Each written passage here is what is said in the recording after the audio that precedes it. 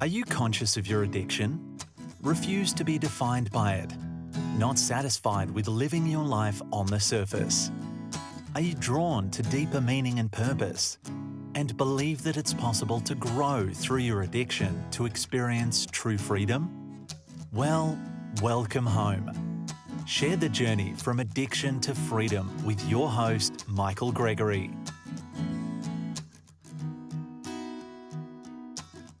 So welcome back to another episode of Addiction to Freedom. And today I've just had a really interesting conversation with someone known as the Anger Man. And even though that's kind of how he's known, and he specialises in teaching people and organisations and groups for over 26 years about the importance of anger and how to the wisdom of anger, really.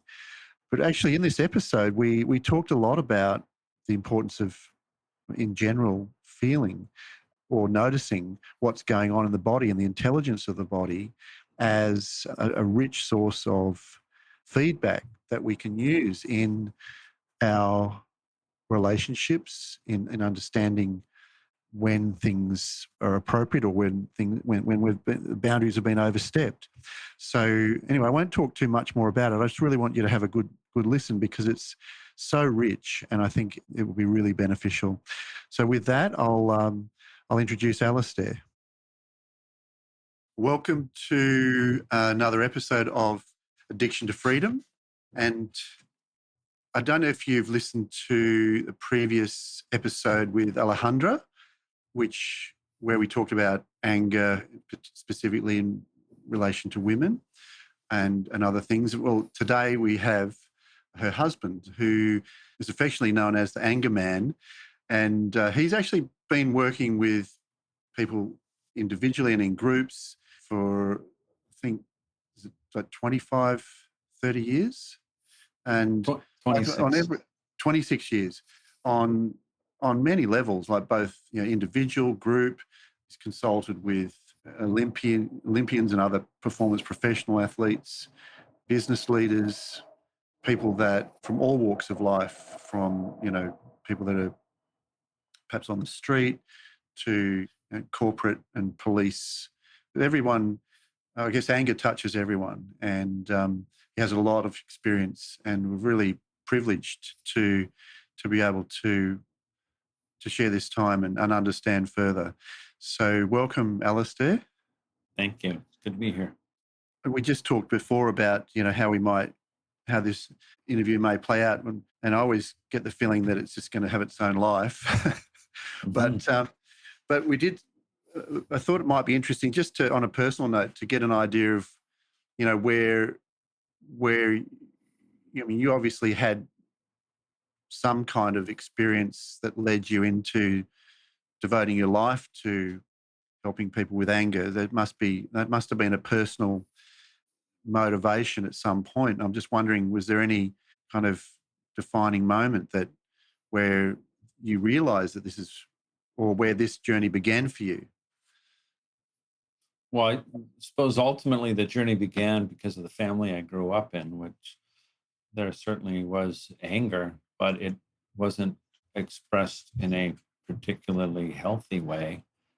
And much of it was just held. Sometimes it would blow up, sometimes it would come out sideways, and often it was just held in and ignored. It was as if the emotions were irrelevant. And one of the stories I tell is, of course, about my mom who died very suddenly when I was 18, and my dad, who was out of town at the time, came back, and basically we just never talked about it and didn't have a funeral and just kind of carried on in life. And I would talk with my two brothers once in a while about it when we were all, drunk. But really, there just wasn't any closure. And I was pretty disconnected from my brothers and from my dad, not my mom, but she was dead. And so it was like I was alone, but I didn't even know that I was alone. As far as I knew, this was just the normal way that people were, but I didn't know that I wasn't talking about any of the things that I didn't talk about. And now I've spent all these years working with people, talking with them about things that they don't usually talk about. And I've done a lot of therapy and attended a lot of groups myself so I could get all this emotion to move through me. And Right. that's what I believe is every emotion is there to serve us. There aren't any negative emotions. We can do something negative with the emotions or something positive, whether it's anger or even, aggression, which is more of an action, but there's definitely some emotion there, or joy. And we can be overly attached to joy and walk around and never show any anger at all. And sometimes I have people tell me that. Yeah, no, I never get angry. I said, oh, that's too bad. People must walk all over you, and that would really suck. And we all feel anger. It's there for a good reason. And I just didn't learn any of that stuff growing up. I didn't have a mentor or anything for many years because my dad just didn't perform that task, and neither did anybody else. So that not realizing I was alone, like I have so many guys that come my way that are so alone, that don't talk to anybody. Many guys in their 40s, 50s, 60s who don't really have any friends, or if they do, they don't really talk to them anyway. And so the more alone people are, there was a study they did in England where they discovered that the impact of loneliness on physical health was worse than excessive drinking. Wow. People were more likely to die earlier because of loneliness, even compared to excessive drinking. So this man culture of being alone and figuring it out myself and being tough and never showing any emotions is extremely unhealthy for our physical health, not to mention our mental or emotional health or spiritual health. Yeah. So I was surprised to hear you say that about that, how you're defining kind of situation evolved. I was expecting you to talk about some explosive kind of anger situation, but what you really were saying was almost the exact opposite. It's the complete, almost void of any emotion. And that was the kind of strategy or solution that you'd been handed as in your family environment, is to how to handle strong emotion, is just to somehow ignore it, or as if it doesn't even exist. Well, and my grandfather, my opa, back in Holland, spent all but about 5 days of the Second World War in prison by the Nazis. And he wrote an autobiography afterwards. And one of the things he wrote was, whenever you feel all crazy inside, just act normal. And one of the things that he was good at was looking really like he was completely fine in the face of being imprisoned by the Germans, for instance. And he was pretty well connected, and he was, higher up in the military. And when he was imprisoned, he actually had somebody bring him in a razor and a comb. So when he was interrogated by the Nazis, he was the only one who was clean shaven and had his hair combed. And apparently that served him well, because he looked like he totally had it together, when obviously there's no way that you could. Your country's been taken over, you've been imprisoned, and etc. Wow. It's really externalizing the mask of okayness. Yeah. So then he didn't really show a lot of demonstrative love to his kids. Yeah. His 3 boys. Then my mom had 3 boys. And then when my kids were first born, part of me was inclined to hold back, Yeah. to not take that extra effort to connect. Because it was like my dad didn't think he mattered. Yeah.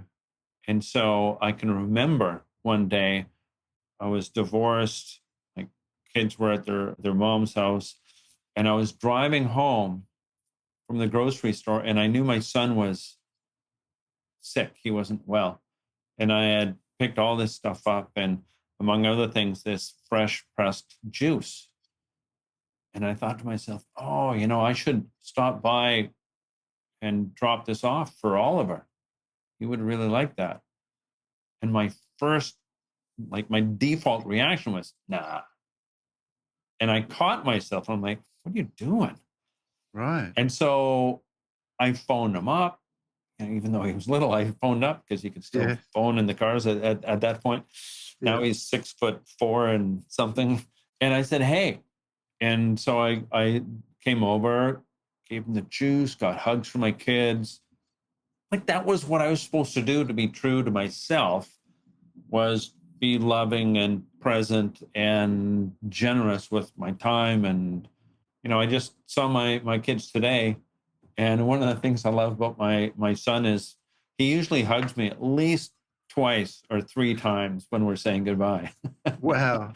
And he's Wow. 19 Yeah. and he Oh, towers over me. yeah. Yeah. Oh, that's an enormous, I don't know, an achievement in a way that you have not translated that kind of emotional habit of just being an emotional void to him, that he's free to express his feelings towards you. Yeah. Yeah, and I know what you mean about how men don't express emotion to each other, and if you're doing that, you're not quite a man, or and how that translates over into the workplace, kids, and relationships, and it really is sad actually, because the richness of life is just being missed out, and on it on so many levels. And I think we mentioned kind of because emotion is it shows up in the body, doesn't it? As feelings of whatever type of feelings, and there's this, and it's kind of automatic almost, and there's this kind of intelligence about that. So, which it'd be interesting to hear what you say about that. So I talk with men a lot in our groups about where the emotions resonate through the body, Uh-huh. where typically we feel fear is a constriction in the chest. We feel love has an expansiveness Yes. and a warmth.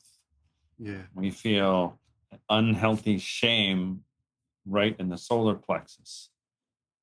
We feel powerlessness there, hopelessness, and we collapse around that part of the body. Or we feel confidence and we hold ourselves up, and we speak and we hold ourselves with dignity. And it's like we lead with the solar plexus. Whereas you'll know from traditional Chinese medicine that the belly is about worry Mm. and anxiety. Yeah. Often guys will come, or women, and they'll talk about it being in their throat, often when they're Yes. not speaking up. Yes. The overwhelm in the temples and the forehead, the stress headaches, and Yeah. the anger in the jaw, Uh-huh. clenching. And I'll say I'll start a group on Wednesday, and there'll be 18 guys there because we cut it off at 18. And I'll talk about that, and I'll say, so some of us wear mouth guards at night because we Yeah. grind our teeth, right? And Yeah. that's often related to anger. Yeah. But we hold emotion throughout the body, in the back and in the shoulders. There's often responsibility taking on Yeah. too much, or things that aren't even ours, or Yeah. things like that. But It's interesting because I'll talk about this stuff. And this last group I was doing, I had one guy, probably the third or fourth session, he says, I listen to you talk about all that feelings and stuff that people feel in their body. And I always thought it was bullshit. But I started noticing it in my body. And I can notice it affects my breathing. And so whenever I feel anything now, I notice it. And noticing that has stopped me from reacting. Yes. And he says, I haven't lost it now in weeks. And it's because I'm doing this stupid thing about feeling, just noticing. And when people take the time to notice, it means they're not reacting. Yes. And really, I mean, what is anger management more than taking the time not to react, connecting with what really matters to you, and Yeah. responding from your core values for what really Yeah. matters to you, Yeah. and Yeah. taking it from there. Yeah. Yeah. So yeah, anyhow, so I talk a lot about that, and I'll go into a lot of depth about it as well. Mm. I'll say, so that feeling in your chest, is there a shape to it?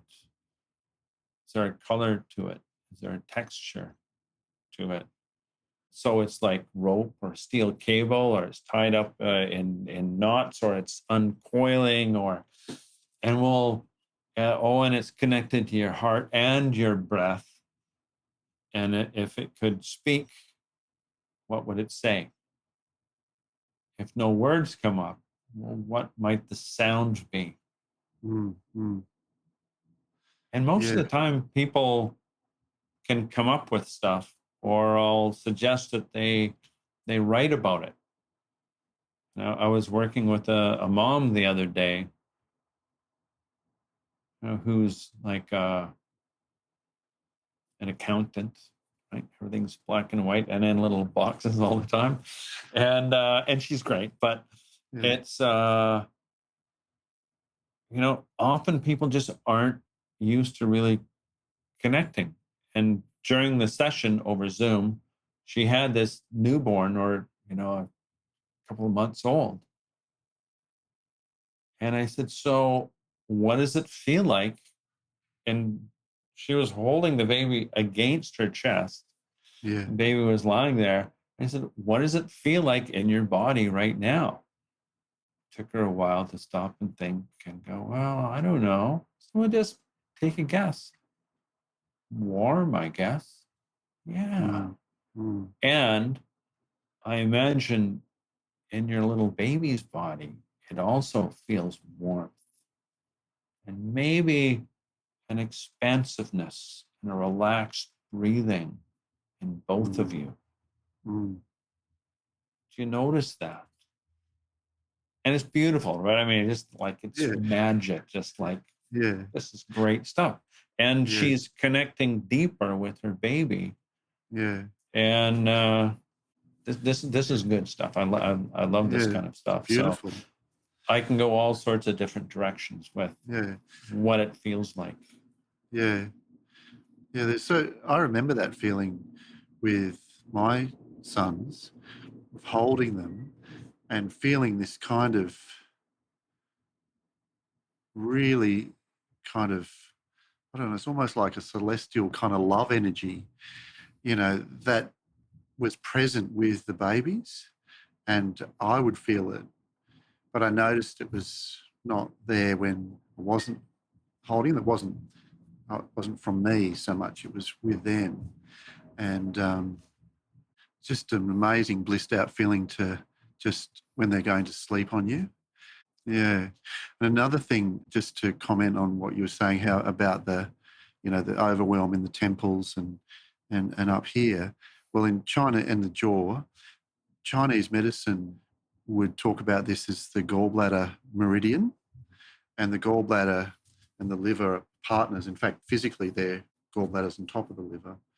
So, that would say that that is liver yang, the yang or the active part of that that chi, that electricity gets, rises up and gets, congested, and that's usually when there's that system isn't able to maintain the flow of things, flow of circulation of energy. It's kind of like a regulator of flow, a bit like the nervous system perhaps, and it's usually not able to maintain the flow because there is a lack of understanding, a lack of, and on a deeper level, a lack of ability of the whole system to remain connected, and that's related to the heart. And our society is so much what we in Chinese medicine would say, liver driven in a way, because everything is so kind of regimented in a lot of ways, and we do a lot of thinking to try and make things happen and organize things, and what you're talking about is doing a lot of feeling. Right. And I think what I do is go through a lot of material that shows that the emotions are really rational. Uh-huh. And it doesn't make any sense to just work with the rational stuff without looking at the emotions, because the emotions provide so much data Yeah. that it's you come across as emotionally illiterate if you're not taking them into consideration, Yeah. let alone with yourself, but obviously with another as well. Yes. Because the emotions and come up as feelings, don't they? I mean, there are thoughts there as well, but they come up as feelings in the body and quite spontaneously. So you could be thinking or not thinking one thing, and then there's this feeling arises, like, what's that? And as you say, contemplating what that is, there's a lot of information that was not conscious before. And I grew up learning, well, just ignore it or shove it back down. And then as I became a teenager, and drinking helps a lot too. Smoking, drinking, smoking all sorts of things. Yeah. And that felt like my training for dealing with the emotions. So I grew up very emotionally immature, but I could look like I had it together, right? I had that from my family too.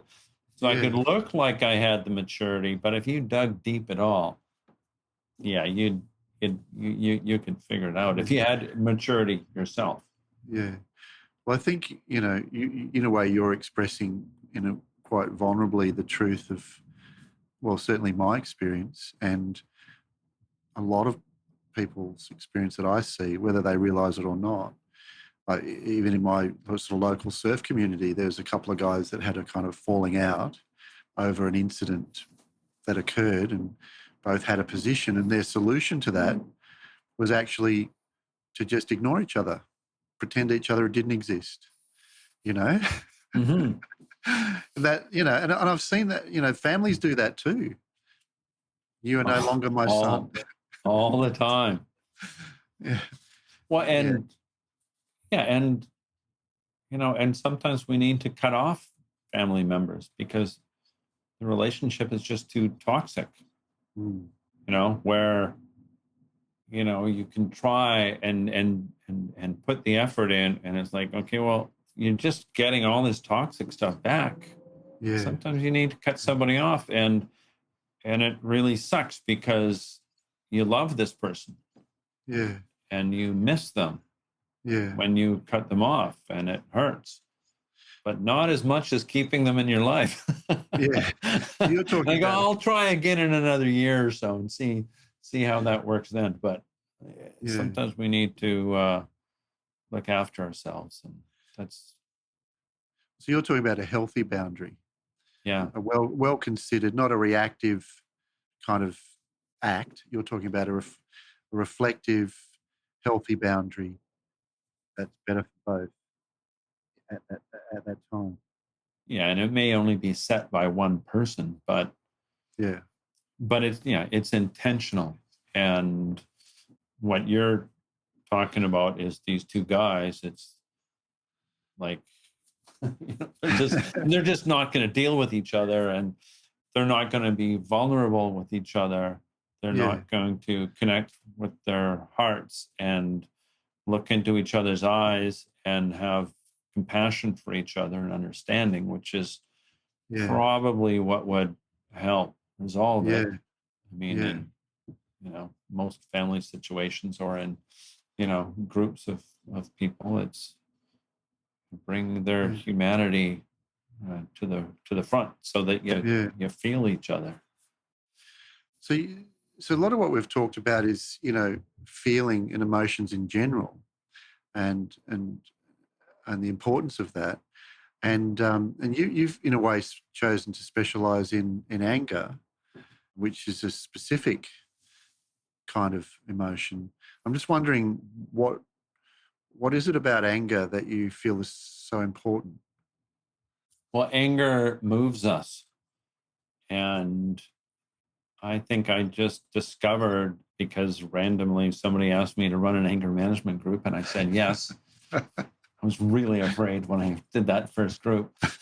And when people go to anger management, usually they've been through a big emotional event and they don't want Yeah. to do that again, and they're motivated. Even the guys that aren't motivated, at some level usually are. Uh-huh. Like they don't want to do that again most Right. of the time. And sometimes the police got involved, or their partner kicked them out of the house, or nobody's talking to them, or something happened, and they're feeling awful. In my family, just nothing ever got resolved. I mean, just secrets were kept.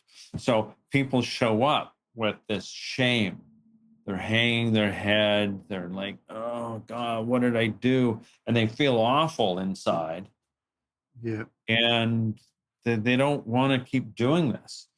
So I see it as they connect to their conscience. Mm.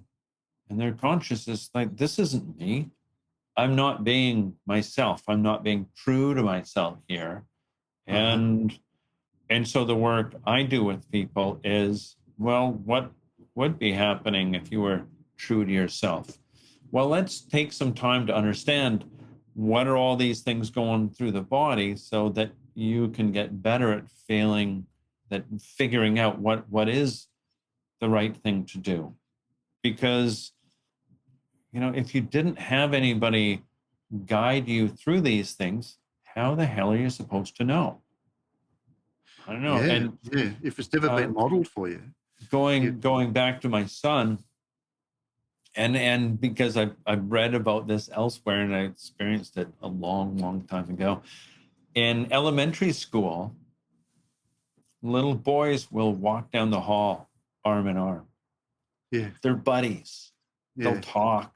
They'll share things with each other.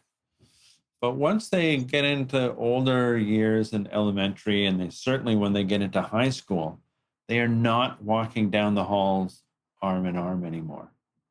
In fact, they're not touching each other physically unless it's in sports, and then Uh-huh. it's aggressive, Yeah. and they stop talking to each other.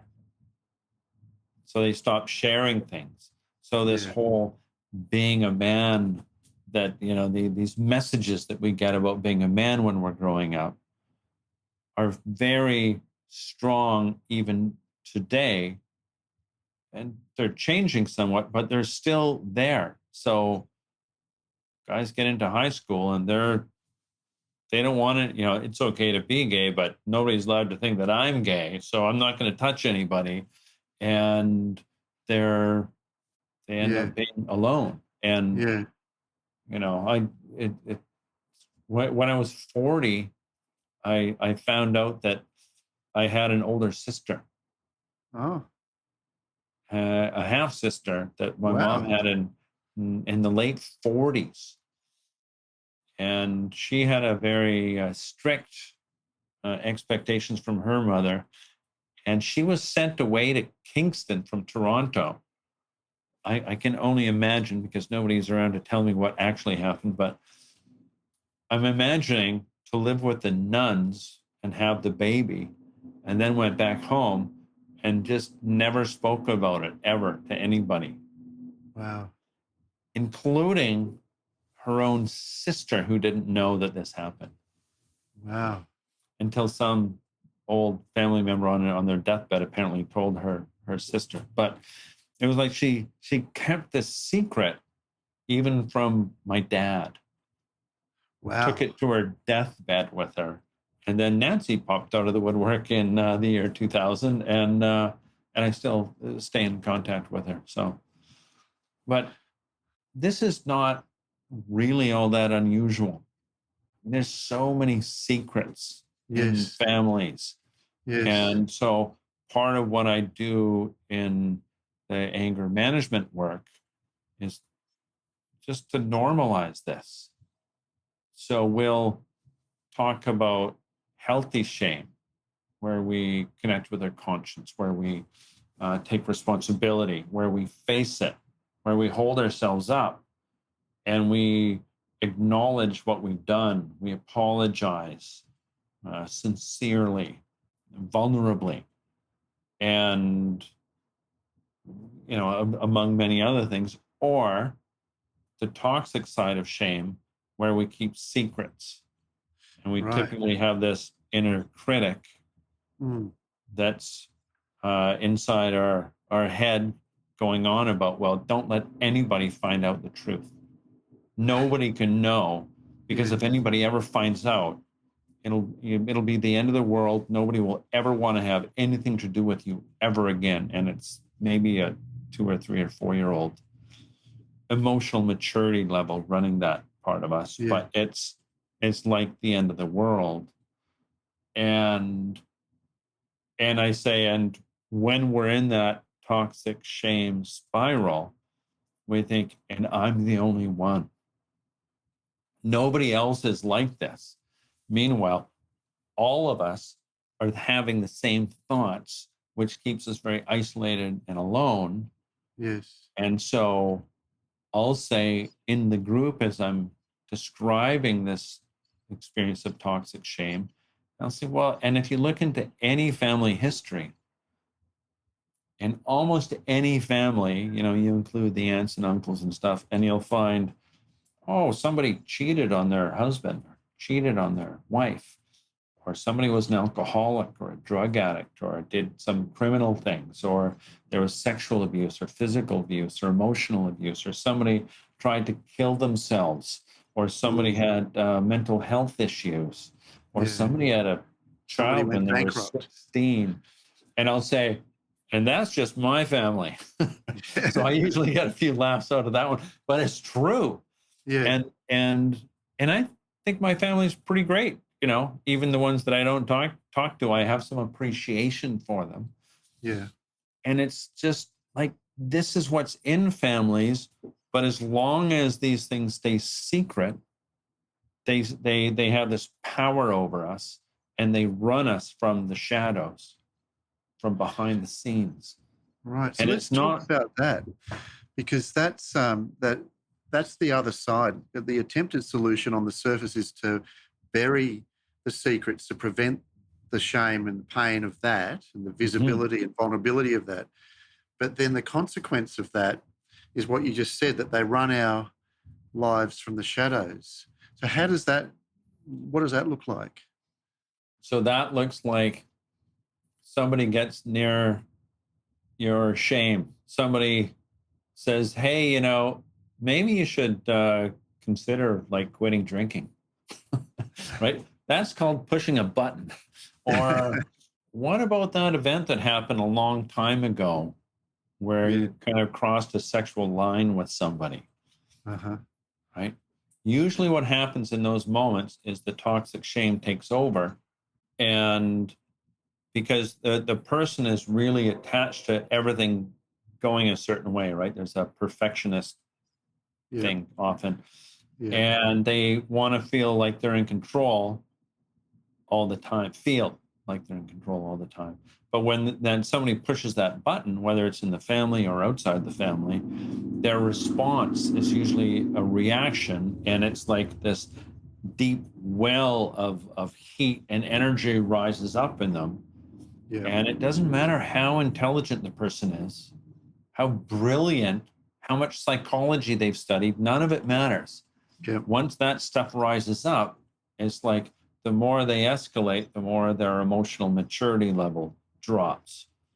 So if that button is strong enough, like they absolutely would refuse to talk about that anybody with anybody ever, then they tend to attack the other person, blame the other person, deny any responsibility, defend themselves.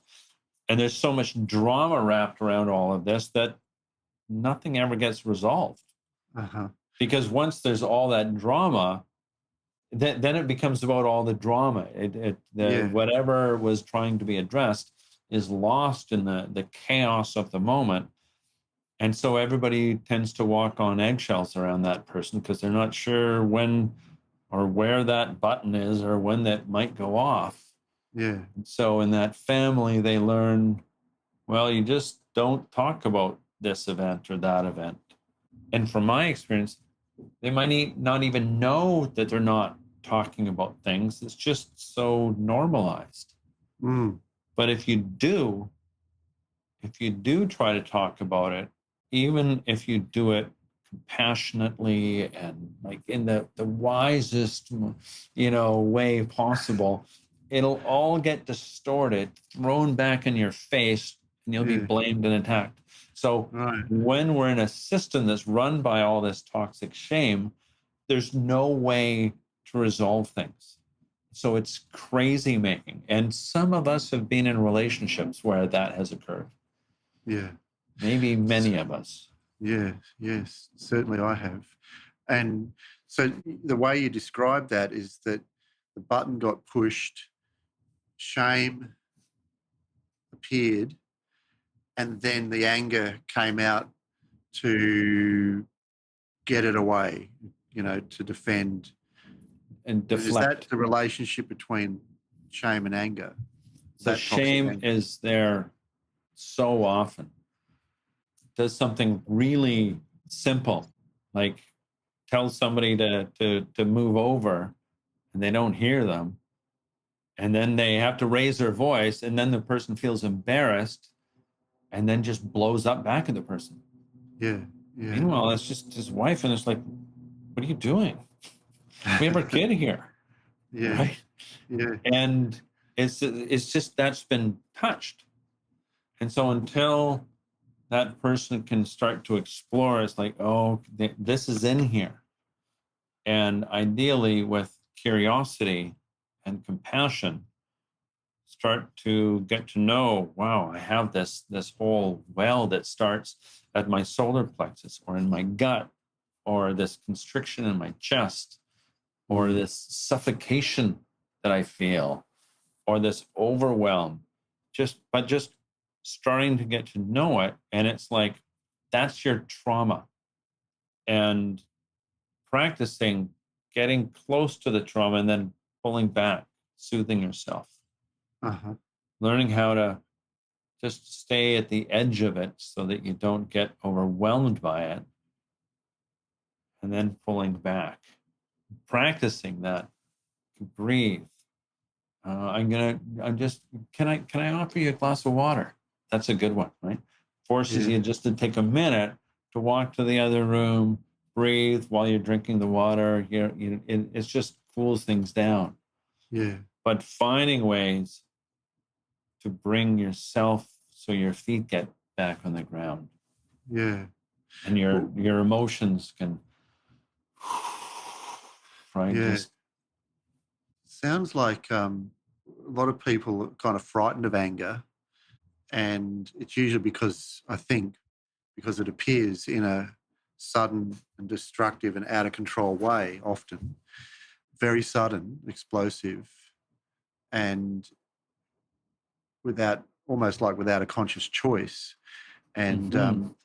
And I know that I've listened to some of your other material, and I know you talk about how anger is actually a really positive force. And so, how do you go from anger being that sudden, out of control, chaotic, destructive force to anger being, in a way, a kind of wisdom and Hmm. useful? So I think there's all sorts of levels to that. Like anger can help somebody clean the kitchen or do some yard work, just because they're fed up. But I think the anger, people get angry at themselves because they're fed up with themselves for not dealing with things properly. And that energy can become very motivating, can help us focus. Like in sports, in the top games, whatever it is, the Olympics, the World Cup, blah blah blah, whatever it might be, the top athletes will talk about how they can actually slow things down. In those moments, they get extra focused. Things can actually get quieter and they can slow things down. They can't do this all the time Yeah. because it's too exhausting. But I believe it's the same for us in a different way where because they need to, in tennis or whatever it is, they need to have an edge. They need to have some anger, but not too much. Like too much, and then they headbutt the other guy, or they cross a line, Yeah. and then it just becomes about ego, and they Yeah. forget that 2 billion people are watching them on TV, and maybe that's not a good idea. But for us, it's the story that comes to mind is a guy tells me his wife says to him one day, let's sit down and talk. And he says, all right. And they sit down to talk. And he says, completely out of the blue, and this is not an unusual thing for me to hear. She says to me, I think we should talk about a trial separation. And he just feels outraged. Like, where did this come from? And he feels all this heat rising up in him. And he's just about to say, what the? And he stops and he takes a breath. And this guy tells me, and he says, the weird thing was, he says, I could feel in my heart that I loved her. And I controlled myself for that moment. And with emotion in my voice said, what's going on? Vulnerably, he said, what's going on? And that opened things up between the two of them. Yeah. But it was right on the edge between Yeah. that 3-year-old having or 2-year-old having a real temper tantrum, Yeah. which would have sent the relationship in a certain direction, Yeah. or the adult man in him connected to his heart that Yeah. opened up to Yeah. what's going on. Yeah. And that took things in a completely different direction. Yeah. Yeah. It's so interesting what you just said, because I'm listening with my Chinese medicine ears right then. For some reason that switched on, and you said in that moment he connected with his feelings and realized that he really loved her, and that changed the focus from this is happening to me, I'm a victim, and that kind of surge of wanting to defend the me, to love being, I really love her, about being, us and other, more inclusive. And in Chinese medicine terms, that's kind of the liver system being controlled by the heart, the wisdom of the heart to be able to include more of what the whole of what we are, and be able to act from that. And that was just a really succinct kind of demonstration of that actually happening. So love being, I mean, do you see love being, as our capacity to love increases, somehow anger moves from kind of more of a destructive force to more of a useful force? Well, I think we need to get to know the anger and understand as it exists within us. And so for that guy, in that moment, his body was mobilizing as if it was under physical attack. Yeah. And there's that side, and then there's the side where there's the adult in him who cares deeply for his wife. And in that moment, the adult was the one that was left in charge of him rather than the 2-year-old, rather Yeah. than the historic trauma. Right. And Yeah. so we need to know both of these paths as they exist within us because they're both there. They'll Yeah. always be there. There's always part of us that wants to throttle somebody or however it might show up in your body. It's going to Yeah. be specific to you. And the more aware we are, the more we can notice when we're going down that Yeah. path. Yeah. And yeah, absolutely. We need to connect with the part of us that cares deeply about the other Yeah. and pull back so that we can see a bigger timeline. So I had one guy who attended my group many years ago, and he described himself as somebody who would lose it every single day. He was losing it on somebody in traffic, wherever. He was losing it. And he came into the 4th session of the group and he says, now I rate everything on a scale of 1 to 10. He says, I stop and I think, in a minute or an hour or a day or a decade or when I'm 64, how much is this really going to matter to me? That this guy cut me off in traffic, that somebody didn't put the cap back on the toothpaste, or that somebody's, just did this, that, or whatever it might be. And he says, most things, maybe a 1 or 2 on that 10-point scale. Right. Most things don't matter. He says, I just wiped out like 85% of my freakouts. He's still hanging on to 15% of them, but we're not after perfection here, right? We're after improvement, we're after growth. And if he can wipe out 85%, that's fantastic. But what he was doing was finding a way to pull back and see this bigger perspective. So today's Father's Day. So I used to run parenting groups for dads, and I would say, and I still say, so what are the memories that you want to create with your kids? So when my kids were little, I would go into their bedroom in the morning to wake them up. I'd go in, I'd gently rub their back. And I'd say, for instance, to my son, I'd say, welcome to another awesome day in the life of Oliver. And I wake them up like that way every single time. And they both of my kids still talk about it. It's a good memory. Yeah. Or I'll say, when you walk in the door at the end of the day, if we take a really traditional sort of scenario, you walk in the door at the end of the day, are you on the phone saying, shh, quiet? Yeah.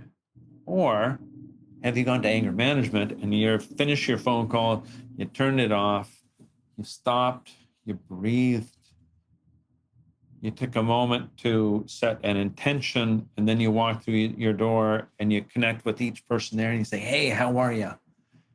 Physical contact, eye contact. Yeah. You go in there for a hug. What's the memory that you want to create here? Because that forces you to connect with your heart and your head and your bodily intelligence. And then you're more likely to be true to yourself, which usually when people come to me, they haven't been true to themselves. They've acted in a way where they feel awful and they were acting like some kind of asshole. Yeah. So would you say that, so I was actually talking about this with a special friend of mine actually this week about the bodily intelligence. And would you say that, in a way, your work is about helping people connect with their more of their bodily intelligence and noticing that to inform them of the next step, whether that be speaking or acting or whatever? Is that kind of a Yes, skill? Is that a skill, you think? it is definitely a skill that I did not learn growing up. I was emotionally unintelligent in most ways. And so I spent the 80s bartending. And I got a psychology degree, but I spent the 80s doing a lot of bartending, which involves a lot of drinking and a few drugs along the way as well, I might add. But not a lot of emotional intelligence gained through all of that. I had to find people that could help me eventually so that I could gain, because I think that's what we're supposed to have mentors for. That's what we're supposed to ideally have parents for. But if our parents don't have emotional intelligence, Yeah. or they're just not really there enough, then how are we supposed to learn from them? So one of the questions I ask sometimes is, who loved you when you were growing up? Who really loved you? And if somebody says, my sister or my brother, I go, ooh, maybe I don't say that out loud, but it's like that makes it more difficult. But even if you had a grandmother or a grandfather or an adult who really loved you unconditionally, then you learn how to love and how to receive love. But if you don't have that, then how can you learn? So Yeah. then you have to do other things to learn that.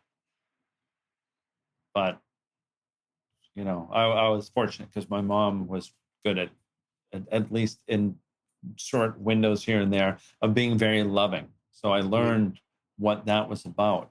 My dad Yeah. wasn't very good at that. But Yeah. yeah, so there's certainly, I think, a lot of intelligence in that. And just being able to have a conversation about it. Mm. I mean, most guys just never engage in those types of conversations. Yeah. Yeah. It sounds like the first step is actually just to stop and feel and Well, to stop and and notice, stop and notice. because I stay away from saying feel. Okay. Why is that? I have a bunch of guys coming to me for anger management, and it just doesn't seem right to me to just start having them talk all about their feelings. It just Oh, sounds because it, so cliche. it puts them off. And so what I'll say is, in the first session, we'll go through all this stuff about physiology, what happens with our ego, and what I mean by egocentric, and what happens in the body, what happens in your head, what happens in your heart, your breathing, as we escalate up into fight or flight, and afterwards when we go into a depression, and all of these things. And then I say, okay, so your homework over the next week between sessions 1 and 2 is notice. Just notice what happens in your body. Notice if you feel that constriction, and notice what happens in other people and what happens in their bodies without judgment, Mm. just with curiosity. This is just an Mm. exercise in noticing. And we all go through these ups and downs. And it's the more you can be aware of it, the more like this is information that we can use for the good of relationships, and the Yeah. relationship with ourselves and with others. Yeah. Yeah. So that makes sense. I just Yeah, it does. It noticed. does make sense because because the word feeling, some people would give it different connotations, whereas noticing is just in a way, quite a simple act. Doesn't have those connotations. It's just observing, in a way. Maybe not simple to do. No, it's definitely, this is not easy stuff, and I Yeah, tell people yeah, that. And when we spend, the greater part of an hour talking about shame, I warn them ahead of time and say, this is going to be a hard conversation, and one that most people aren't used to having. yeah, And yeah, so, and I talk a lot. Like, I yeah, dispense a lot of information, and certainly in the online groups especially, I'll stop and say, so any comments, any feedback, any questions? yeah, And I'll wait and I'll wait. And eventually, a question will come, but the in-person groups, there would be way more questions. yeah, yeah. So because the word anger is so tied up with negative connotation. So what is healthy anger? How is that experience? What's the experience of healthy anger in the body when the skill is really well developed? How would that? How would you see? How could you describe that? Well, that means you can acknowledge that you're angry because somebody, transgressed your boundaries in some way. Somebody mistreated you. Somebody was unkind to somebody you care about, Yeah. or some cause, or something like that. And the anger is an energy that's in you. Uh-huh. And with healthy anger, you're aware of it, and you're aware that part of you wants to do something destructive, and you're aware that that is an emotionally younger part of you that wants to have a freak out. Mm, And we're not here to judge that part either. mm, It's like, yeah, well, maybe I didn't experience being heard growing up. And so that part of me is connected to helplessness or powerlessness and reluctance to even speak up. But I want that anger. I want to take care of that young part of me mm, and really listen, really get that part, so that it's, part of me needs to be looked after. mm. The adult part of me feels the anger.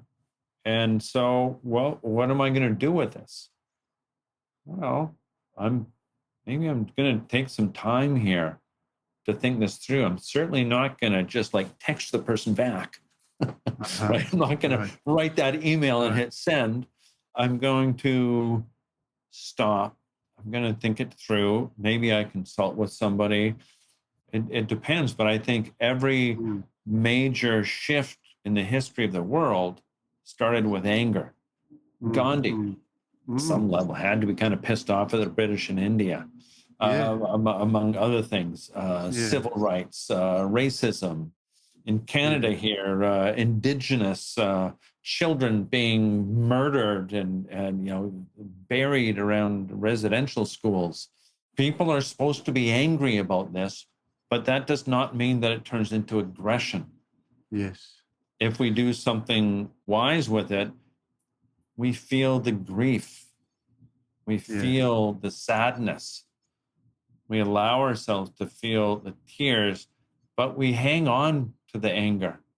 It's like I need that drive Mm, to move me to speak up, to address whatever needs to be addressed, to do what I can in this situation, mm. to speak up, Yeah. even if people are going to be uncomfortable speaking up about this stuff.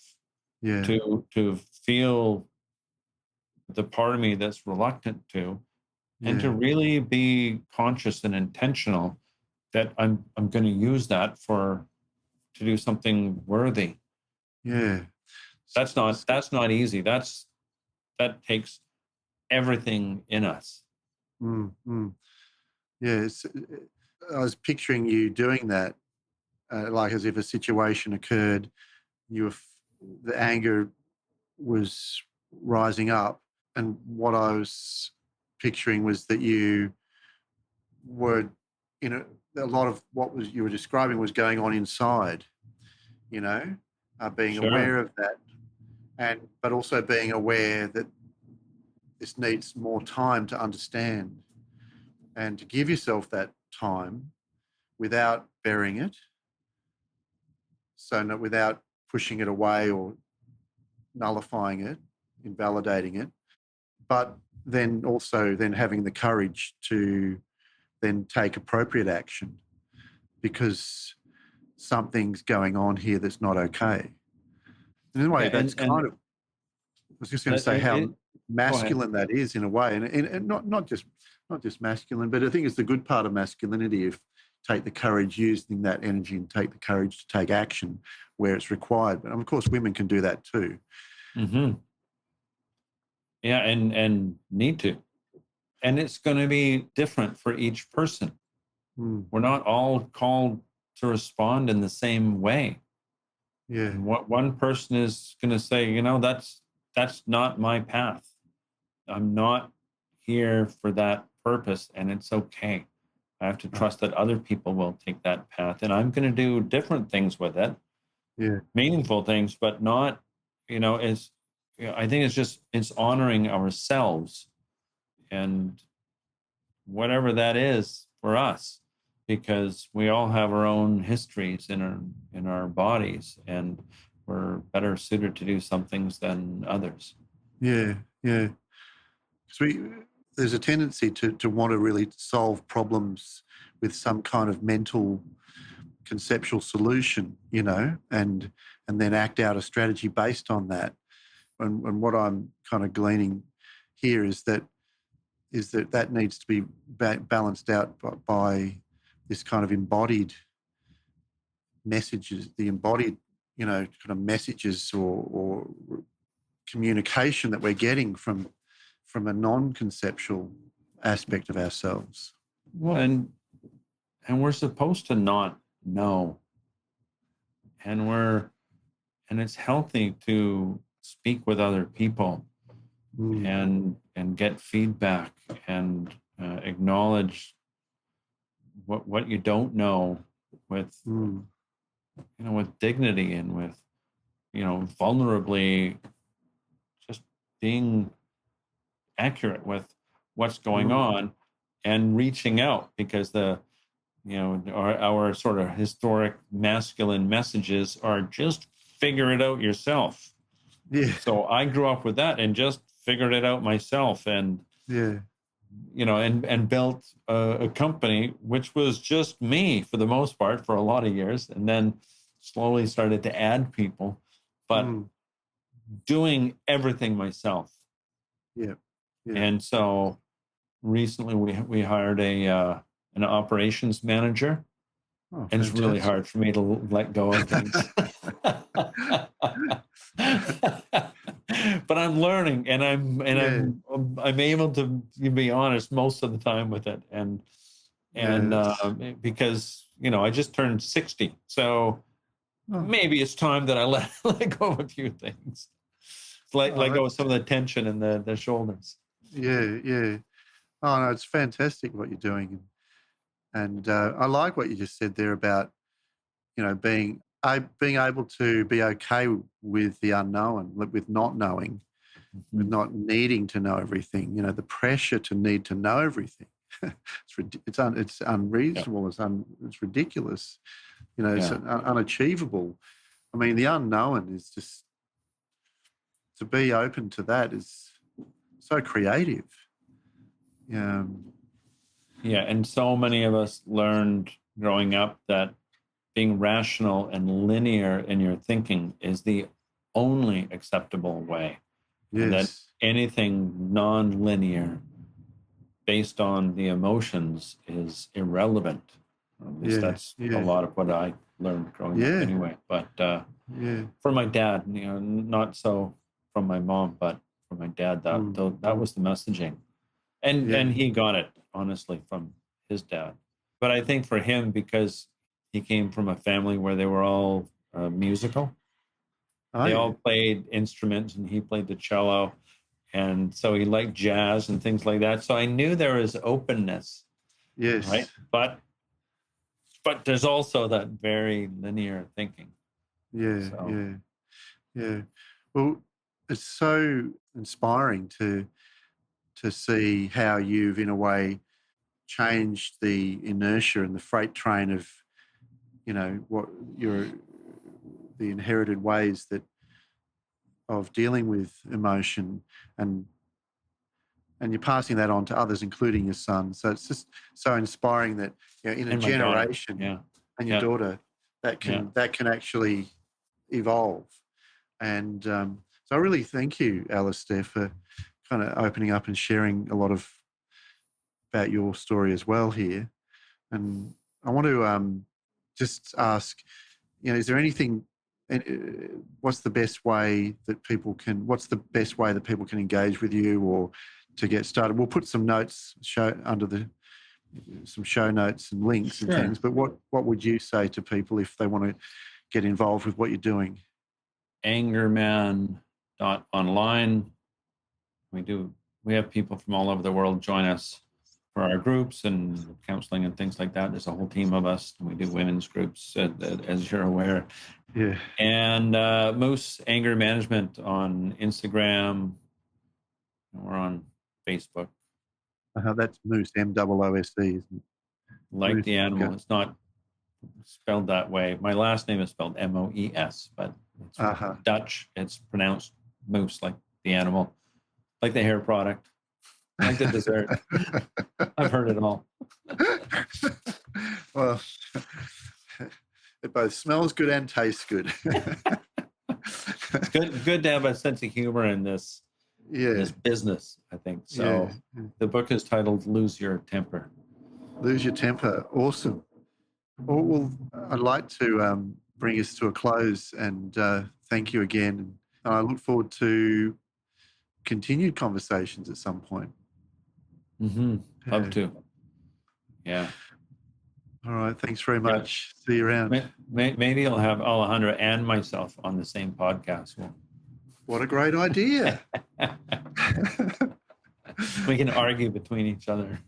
Well, and you can have in-jokes as well that I have to try and figure out. Yeah. Anyway, a pleasure speaking with you, Michael. Appreciate it. Likewise. All right. We'll see you around.